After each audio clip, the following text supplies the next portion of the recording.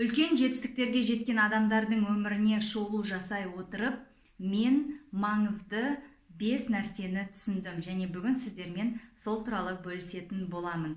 Армысыздар достар, каналыма қош келіпсіздер. Сіздермен әдеттегенше Адия Аралбай. Бүгін сіздермен тамаша тақырыпты қозғайтын боламыз.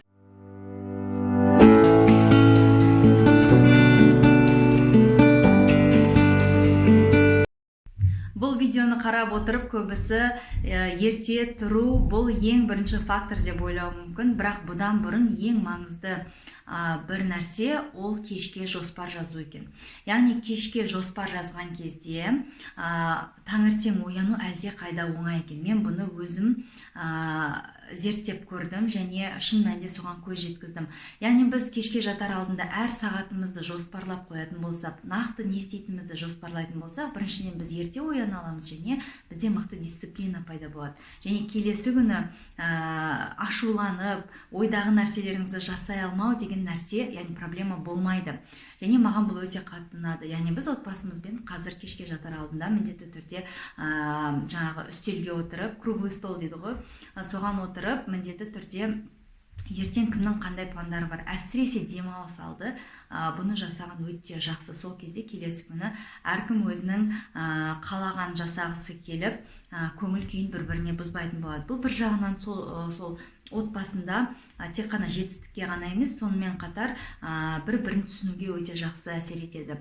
Яғни ең біріншісі ол жоспар құру, ертеңгіге нақты не істейтініңізді білу. Бұл мақсатқа жетуге де өте жақсы көмектеседі. Екіншісі ол ерте тұру. Яғни сіз нақты жоспарыңыз болған кезде сізге ерте тұру әлде қайда жақсы, өйткені сіздің энергияңыз құр босқа, бос нәрселерге кетіп қалмайды. Ерте тұрып дене шынықтыру жасау, яғни медитация болуы мүмкін, немесе зарядка болуы мүмкін, жүгірсеңіз болады. Яғни бұл біздің миымызды әлде қайда жақсы жаттықтырып, біз күні бойы миымызды да денемізді соған дайындап жақсы жұмыс істейміз. Үшіншісі ол үйден шығар алды кітап оқу. Яғни кітап әдеті бұл байлар үшін, яғни жалпы жетістікке жеткен адамдар үшін бұл өте маңызды пункт. Өйткені сен мысалға бір мақсатқа жету үшін, мысалы сен өз салаңда мықты маман болғың келсе, сен сол салаға қатысты кітаптар оқуың керек. Яғни финансы болуы мүмкін, психология болуы мүмкін, тамақ пісіру, аспаз туралы кітаптар болуы мүмкін. Яғни сол кітапты кемі 15 минут оқу. Яғни егер сіз мүлде кітап оқыған әдетіңіз жоқ болса, 5 минуттан бастап соны үлкейте беру керек.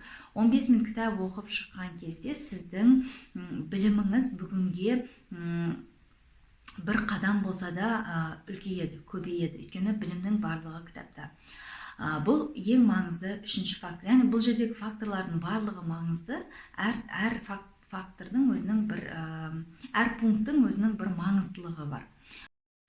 Және төртіншісі ол рухани өмірге жақындау, яғни алғыс айту. Адам таңертең тұрған кезде барына, осы қазіргі денсаулығына, қазіргі үйіне, бар тамағына, бала шағасына алғыс айтқан кезде, тіпті бар ақшасына алғыс айтқан кезде, оның денсаулығы екі есе жақсарады, ақша потогы екі есе өседі деген сияқты өте қатты әсер етеді екен. Сондықтан да осы пункттардың бәрін жасап болған соң алғыс айту, оны жазсаңыз да тіптен жақсы деп айтып жатады көп әдебиеттерде. Мысалы Генри Фордтың кітаптарында сол туралы көп айтылады, Думай и богатей, Наполеон Хиллдің кітаптарында айтылады. Яғни осы нәрселерді сақтау арқылы 5-ші пункт бізде дисциплина. Яғни біз жоспар жазып, ерте тұрып, кітап оқып, алғыс айтып болғаннан кейін міндетті түрде дисциплинаны сақтауымыз керек. Яғни күнделікті мақсатымызға қадам жасау, күнделікті арманымызға бір қадам жасау арқылы бізге ең бастысы ол дисциплина керек. Мынаның барлығы, егер дисциплина болмаса, бұл қалыптаспайды. Яғни неге көп адамдар үлкен байлыққа жетіп жатады? Мен өзіме осы сұрақты өте көп қоямын. Неге 95% адам орта тап, кедейлердің қатарына жатады, ал 5% адам ғана бай. Және мен сол адамдардың қатарында да болғым келеді. Сол себептен де менің басты мақсатым осы адамдардың өмірін зерттеу. Сондықтан соларды зерттеу арқылы мен YouTube каналымда біліммен сіздермен бөлісіп жатамын. Сондықтан да осы пунктті барынша қадағалауды және барынша ұстануды мен қазір қолыма алдым. Сондықтан да сіздерге де кеңес беремін. Бірге өсейік, бірге дамиық, бірге үлкен жетістіктерге жетейік. Ал мен сіздерге тек қана сәттілік тілеймін және келесі көріскенше күн жақсы деймін.